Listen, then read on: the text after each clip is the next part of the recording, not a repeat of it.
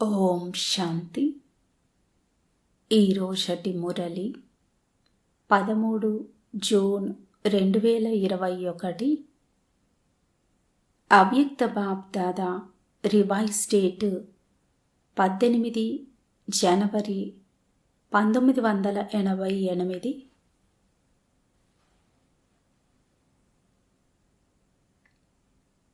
నిరాకార జ్యోతి స్వరూపుడు, పతిత పావనుడు, సర్వుల సద్గతి దాత, గీతా జ్ఞాన దాత, జీవన ప్రదాత అయినటువంటి పరంపిత పరమాత్మ స్మృతిలో కూర్చొని ఈ పాటని విందాము.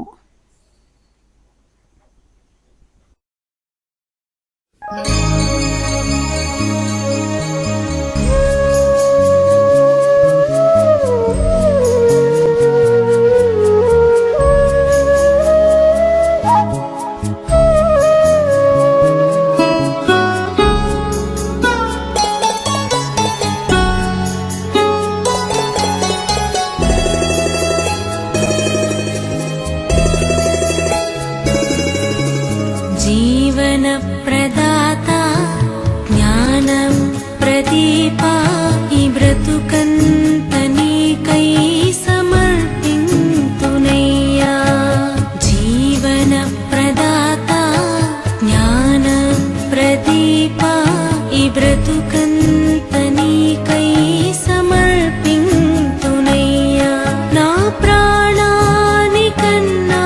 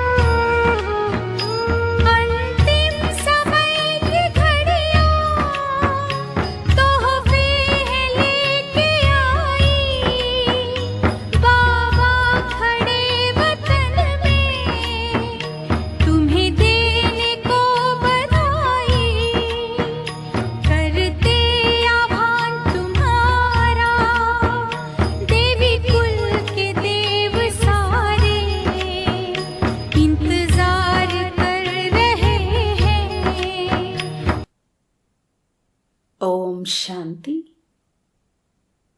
భగవాన్ వాచ. మురళి టైటిల్ ఉంది, స్నేహము మరియు శక్తుల సమానత. స్నేహము మరియు శక్తుల సమానత. స్మృతి స్వరూపులుగా తయారు చేసే సమర్థవంతుడైన పరమాత్మ ఈరోజు నలువైపులా గల స్మృతి స్వరూప సమర్థ పిల్లలను చూస్తున్నారు. నేటి ఈరోజు బాప్ దాదా స్నేహంలో ఇమిడిపోయే దానితో పాటు స్నేహము మరియు సమర్థము రెండింటి బ్యాలెన్స్ స్థితి యొక్క అనుభవపు రోజు. స్మృతి రోజు అనగా స్నేహము మరియు సమర్థము రెండింటి సమానత వరదానం యొక్క రోజు. ఎందుకంటే ఏ బాబా స్మృతిలో స్నేహంలో లవ్లీనులైపోతారో ఆ బ్రహ్మా బాబా స్నేహము మరియు శక్తుల సమానతకు శ్రేష్ఠ చిహ్నము. ఇప్పుడిప్పుడే అతి స్నేహి, ఇప్పుడిప్పుడే శ్రేష్ఠ శక్తిశాలి.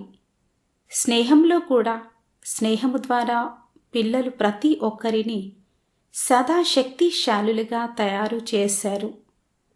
కేవలము స్నేహంలో తన వైపుకు ఆకర్షితం చేసుకోలేదు, కానీ స్నేహము ద్వారా శక్తి సేనను తయారు చేసి విశ్వం ముందు సేవ కోసము నిమిత్తంగా తయారు చేశారు.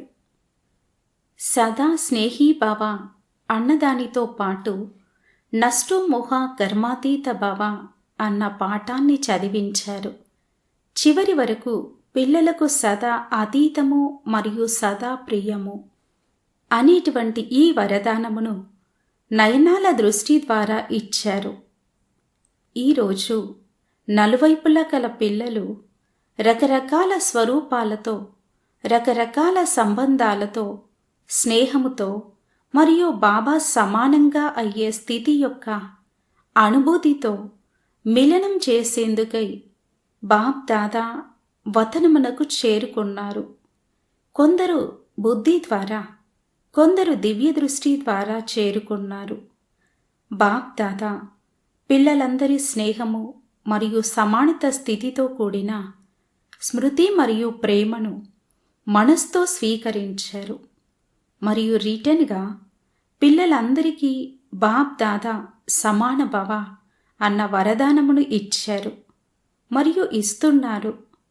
పిల్లలకు బ్రహ్మా బాబాపై చాలా స్నేహము ఉంది అని బాప్ దాదాకు తెలుసు. సాకారంలో పాలన తీసుకున్నా, ఇప్పుడు అవ్యక్త రూపంలో పాలనను తీసుకుంటున్నా కానీ పెద్ద తల్లి అయిన కారణంగా తల్లిపై పిల్లలకు స్వతహాగానే ప్రేమ ఉంటుంది. ఈ కారణంగా బ్రహ్మా బాబాను చాలా గుర్తు చేస్తారు అని బాబాకు తెలుసు. కానీ స్నేహమునకు ప్రత్యక్ష స్వరూపము సమానంగా అవ్వటము. ఎంతెంతగా మనస్సులో సత్యమైన ప్రేమ ఉంటుందో అంతగానే పిల్లల మనస్సులో ఫాలో ఫాదర్ చేయాలన్న ఉల్లాస ఉత్సాహాలు కనిపిస్తాయి. ఈ అలౌకిక తల్లి యొక్క అలౌకిక ప్రేమ వియోగులుగా తయారు చేసేది కాదు. సహజ యోగి రాజ్ యోగిగా అనగా రాజుగా తయారు చేసేది. పిల్లలు ప్రతి ఒక్కరూ రాజుగా అవ్వాలి అని అలౌకిక మాతకు పిల్లల పట్ల అలౌకిక మమత ఉంటుంది. అందరూ రాజా పిల్లలుగా అవ్వాలి, ప్రజలుగా కాదు. ప్రజలను తయారు చేసేవారు ప్రజలుగా అయ్యేవారు కారు. ఈరోజు వతనములో మాతాపితల ఆత్మిక సంభాషణ జరిగింది.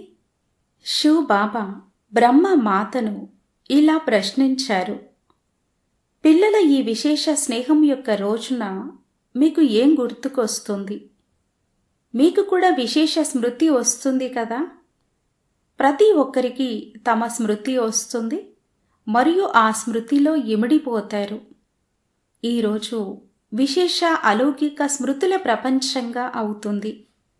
ప్రతి అడుగులో విశేషంగా సాకార స్వరూపం యొక్క చరిత్రల స్మృతి స్వతహాగానే వస్తుంది. పాలన యొక్క స్మృతి, ప్రాప్తుల స్మృతి, వరదానాల స్మృతి స్వతహాగానే వస్తుంది. కనుక బాబా కూడా బ్రహ్మ తల్లిని ఇదే ప్రశ్నించారు. బ్రహ్మ బాబా ఏమని చెప్పి ఉంటారో తెలుసా? ప్రపంచమైతే పిల్లలదే. అమృతవేళ ముందు సమాన పిల్లల స్మృతి కలిగింది అని బ్రహ్మ చెప్పారు.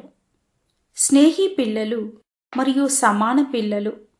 స్నేహి పిల్లలకు సమానంగా అవ్వాలి అన్న కోరిక లేక సంకల్పం ఉంది, కానీ స్థితిని అనుభవం చెయ్యలేకపోతారు. ఇప్పటి సమయ ప్రమాణంగా జ్ఞాన సంపన్నము, శక్తి సంపన్నము, విజయవంతము అయిన స్థితిలో బహుకాలపు అనుభవజ్ఞులుగా అయిపోయారు. మాయ నుండి, ప్రకృతి నుండి లేక ఆత్మల ద్వారా నిమిత్తమైన సమస్యల నుండి అనేక సార్లు అనుభవజ్ఞులుగా అయిన ఆత్మలు. క్రొత్త విషయం కాదు. త్రికాలదర్శులు. సమస్యల ఆది, మధ్య, అంతిమముల మూడింటి గురించి తెలుసు. అనేక కల్పాల విషయమైతే వదిలేయండి, కానీ ఈ కల్పంలోని బ్రాహ్మణ జీవితంలో కూడా బుద్ధి ద్వారా తెలుసుకొని విజయులుగా అవ్వటంలో, సమస్యలను దాటి అనుభవజ్ఞులుగా అవ్వటంలో క్రొత్తవారు కారు, పాతవారైపోయారు. 1 సంవత్సరం వారైనా కానీ ఈ అనుభవంలో పాతవారు. నథింగ్ న్యూ ఈ పాఠాన్ని కూడా చదివించారు. కనుక వర్తమాన సమయ ప్రమాణంగా ఇప్పుడు సమస్యల వలన అలజడి చెందటంలో సమయాన్ని పోగొట్టుకోకూడదు. సమయాన్ని పోగొట్టుకుంటే వెనుక నంబర్ అయిపోతుంది. మరి బ్రహ్మ తల్లి ఏమన్నారంటే, ఒకరేమో విశేషమైన స్నేహి పిల్లలు, మరొకరు సమానంగా అయ్యేవారు. 2 రకాలైన పిల్లలను చూసి వర్తమాన సమయ ప్రమాణంగా మెజారిటీ పిల్లలను ఇప్పుడు సమాన స్థితికి సమీపంగా చూడాలనుకుంటున్నాము అన్న ఈ సంకల్పము వచ్చింది. సమాన స్థితి కలవారు కూడా, కాని మెజారిటీ సమానతకు సమీపంగా చేరుకోవాలి. అమృతవేళ పిల్లల్ని చూస్తుంటే సమానంగా అయ్యే రోజు గుర్తు వస్తుంది. మీరు స్మృతి దివస్ గుర్తు చేసుకుంటే బ్రహ్మ తల్లి సమానంగా అయ్యే రోజును గుర్తు చేసుకున్నారు. ఈ శ్రేష్ఠ సంకల్పమును పూర్తి చెయ్యటము అనగా స్మృతి దినాన్ని సమర్థ దినంగా చేసుకోవటము, స్నేహానికి ప్రత్యక్ష ఫలంగా. దీనినే తల్లి తండ్రి చూడాలనుకుంటారు. పాలన మరియు బాబా వరదానాల శ్రేష్ఠ ఫలము ఇదే. మాతాపితలకు ప్రత్యక్ష ఫలమును చూపించే శ్రేష్టమైన పిల్లలు. అతి స్నేహమునకు గుర్తు స్నేహితుడు స్నేహితుడిలోని బలహీనతలను చూడలేకపోవటము అని ముందు కూడా వినిపించాము. కనుక ఇప్పుడు తీవ్ర గతితో సమాన స్థితికి సమీపంగా రండి. ఇదే తల్లిపై స్నేహము ఉండటము అంటే. ప్రతి అడుగులో తండ్రిని అనుసరిస్తూ వెళ్ళండి. తల్లి తండ్రి ఇరువురి పాత్ర సాకారి రూపంలో నిశ్చితమై ఉన్నది. ఒక్క బ్రహ్మ విశేష ఆత్మకే. కనుక విచిత్ర పాత్రధారి అయిన మహానాత్మ యొక్క డబుల్ స్వరూపం పిల్లలకు తప్పకుండా గుర్తొస్తుంది. కానీ తల్లి తండ్రి అయిన బ్రహ్మ మనస్సులో అందరూ సమానంగా అవ్వాలి అన్న శ్రేష్ఠ ఆశ ఏదైతే ఉందో దానిని కూడా గుర్తు చేసుకోవాలి. అర్థమైందా? నేటి స్మృతి దివస్ శ్రేష్ఠ సంకల్పము సమానంగా అవ్వాల్సిందే. సంకల్పంలో కానీ, మాటలలో కానీ, సంబంధ సంపర్కంలో కానీ సమానులు అనగా సమర్థులుగా అవ్వాలి. ఎంత పెద్ద సమస్య అయినా కానీ నథింగ్ న్యూ ఈ స్మృతి ద్వారా సమర్థులుగా అవుతారు. ఇందులో నిర్లక్ష్యులుగా అవ్వకూడదు. నిర్లక్ష్యంగా ఉండే విషయంలో కూడా నథింగ్ న్యూ అన్న మాటను వాడతారు. కానీ అనేక సార్లు విజయులుగా అవ్వటంలో నథింగ్ న్యూ ఈ విధితో సదా సిద్ధిని ప్రాప్తి చేసుకుంటూ నడవండి. అచ్చా, అందరూ చాలా ఉల్లాసముతో స్మృతి దివస్ని జరుపుకునేందుకు వచ్చారు. 3 అడుగుల నేలను ఇచ్చేవారు కూడా వచ్చారు. 3 అడుగులు ఇచ్చి 3 లోకాలకు యజమానులుగా అయిపోవటము. మరి ఇచ్చింది ఏంటి?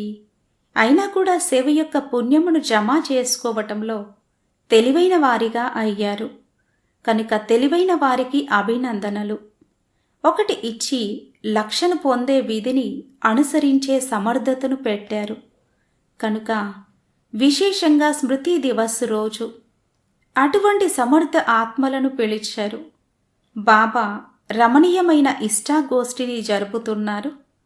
స్థానాన్ని ఇచ్చేవారిని విశేషంగా పిలిచారు. బాబా కూడా స్థానాన్ని ఇచ్చారు కదా. లిస్టులో బాబా పేరు కూడా ఉంది కదా. ఏ స్థానాన్ని ఇచ్చారు? అటువంటి స్థానాన్ని ఎవ్వరూ ఇవ్వలేరు. బాబా హృదయ సింహాసనాన్ని ఇచ్చారు. ఎంత పెద్ద స్థానము! ఈ అన్ని స్థానాలు అందులోకి వచ్చేస్తాయి కదా. దేశ విదేశాలలోని అన్ని సేవా స్థానాలను కలిపినా కూడా పెద్ద స్థానము ఏది? పాద ప్రపంచంలో ఉన్న కారణంగా మీరైతే ఇటుకలతో కట్టిన ఇంటిని ఇచ్చారు, కానీ బాబా సింహాసనాన్ని ఇచ్చారు. అక్కడ ఎల్లప్పుడూ నిశ్చింత చక్రవర్తులై కూర్చుంటారు. అయినా కూడా చూడండి, ఎటువంటి సేవ అయినా స్థానము ద్వారా సేవ చేసినా, స్థితి ద్వారా చేసినా సేవ మహత్వము స్వతహాగా ఉంటుంది. స్థాన సేవకు కూడా చాలా మహత్వము ఉంది. కొందరితో సరేనండి అంటూ, కొందరితో ముందు మీరు అంటూ సేవ చెయ్యటంలో కూడా మహత్వము ఉంది. కేవలము భాషణ చెయ్యటమే సేవ కాదు. మనస వాచ కర్మణ ఏ సేవ విధితోనైనా సరే గిన్నెలు కడగడంలో కూడా సేవా మహత్వము ఉంది. భాషణ చేసేవారు ఏ పదవినైతే పొందుతారో, యోగయుక్తము యుక్తియుక్త స్థితిలో స్థితులై ఉండే గిన్నెలు కడిగేవారు ఏ సేవ విధానంతోనైనా సరే గిన్నెలు కడగడములో కూడా సేవా మహత్వము ఉంది. భాషణ చేసేవారు ఏ పదవినైతే పొందుతారో, యోగయుక్తము యుక్తియుక్త స్థితిలో స్థితులై ఉండి గిన్నెలు కడిగేవారు కూడా అంత ఏ సేవ అయినా దానికి ఫలము లభించకపోవటము ఇది జరగచాలదు. కానీ సత్యమైన హృదయమును చూసి ప్రభువు సంతోషిస్తారు. దాత వరదాత సంతోషపడినప్పుడు ఇక ఏ లోటు ఉంటుంది? వరదాత భాగ్య విధాత జ్ఞానదాత అయిన అమాయక తండ్రిని సంతోషపరచడము చాలా సహజము. భగవంతుడు సంతోషపడినప్పుడు ధర్మరాజు నుండి కూడా రక్షింపబడతారు, మాయ నుండి కూడా రక్షింపబడతారు. అచ్చా, నలువైపులా ఉన్న స్నేహము మరియు శక్తుల సమాన స్థితిలో స్థితులై ఉండే వారందరూ సదా మాతాపితల శ్రేష్ఠ ఆశను పూర్తి చేసే ఆశా దీపకులు. సదా ప్రతి విధితో సేవ యొక్క మహత్వాన్ని తెలుసుకునేవారు. సదా ప్రతి అడుగులో ఫాలో ఫాదర్ చేసేవారు. తల్లి తండ్రికి స్నేహము మరియు శక్తి ద్వారా సమానులుగా అయ్యే ఫలమును ఇచ్చేవారు అయినా ఇటువంటి స్మృతి స్వరూపులైన సమర్థ పిల్లలందరికీ సమర్థ దివస్ రోజున సమర్థ బాబా యొక్క ప్రియ స్మృతులు మరియు నమస్తే.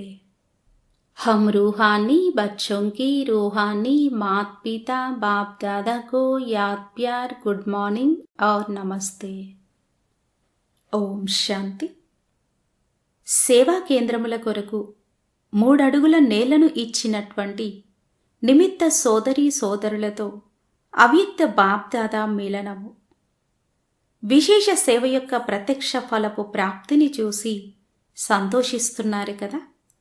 భవిష్యత్ అయితే జమ అయిపోయింది, కానీ వర్తమానం కూడా శ్రేష్టంగా అయ్యింది. వర్తమాన సమయంలోని ప్రాప్తి భవిష్యత్తు కంటే కూడా శ్రేష్టమైనది. ఎందుకంటే అప్రాప్తి మరియు ప్రాప్తుల అనుభవం యొక్క జ్ఞానము ఈ సమయంలో ఉంది.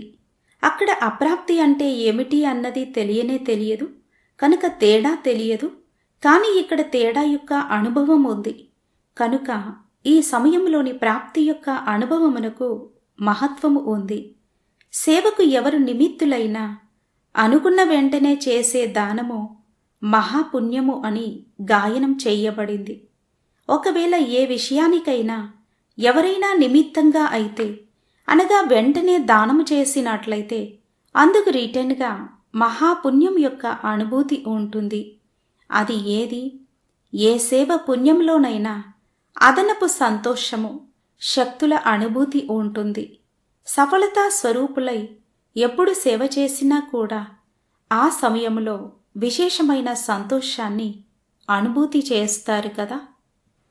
ఈరోజు చాలా మంచి అనుభవం అయింది అని వర్ణిస్తారు కదా. ఎందుకయింది? బాబా పరిచయమును విని సఫలతను అనుభవం చేశారు. కొందరు పరిచయమును విని మేల్కొంటారు, లేక పరిచయం లభించడంతోనే పరివర్తన అయిపోతారు. కనుక వారి ప్రాప్తి యొక్క ప్రభావము మీపై కూడా పడుతుంది. మనస్సులో ఆనంద గీతాలు మ్రోగడం ప్రారంభమవుతుంది. ఇదే ప్రత్యక్ష ఫలం యొక్క ప్రాప్తి.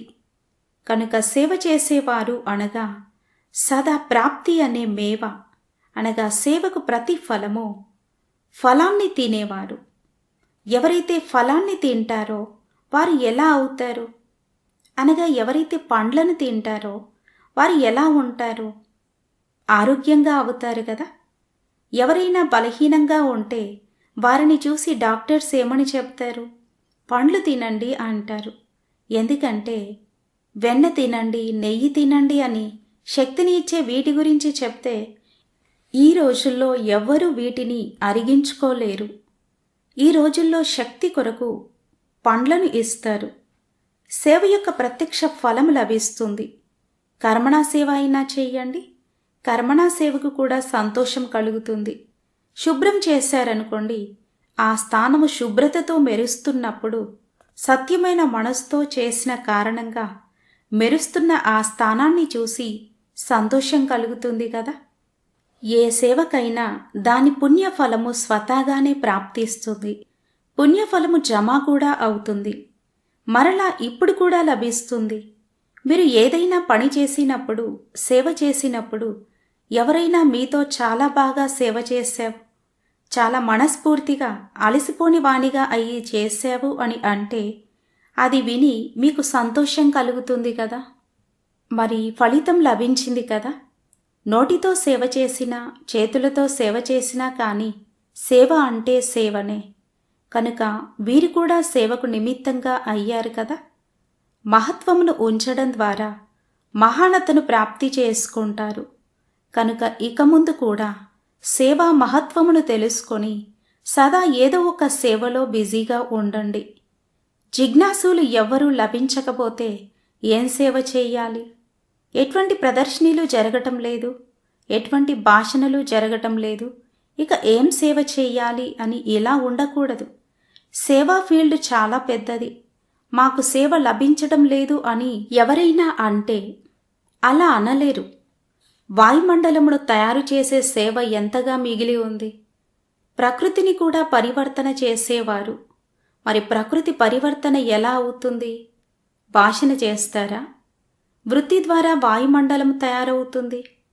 వాయుమండలం తయారవ్వటము అనగా ప్రకృతి పరివర్తన అవ్వటము. మరి ఇది ఎంతటి సేవ? అది ఇప్పుడు అయిపోయిందా? ఇప్పుడైతే ప్రకృతి పరీక్షిస్తుంది. కనుక ప్రతి క్షణము సేవకు చాలా పెద్ద ఫీల్డ్ ఉంది. మాకు సేవ అవకాశం లభించడం లేదు అని ఎవ్వరూ చెప్పలేరు.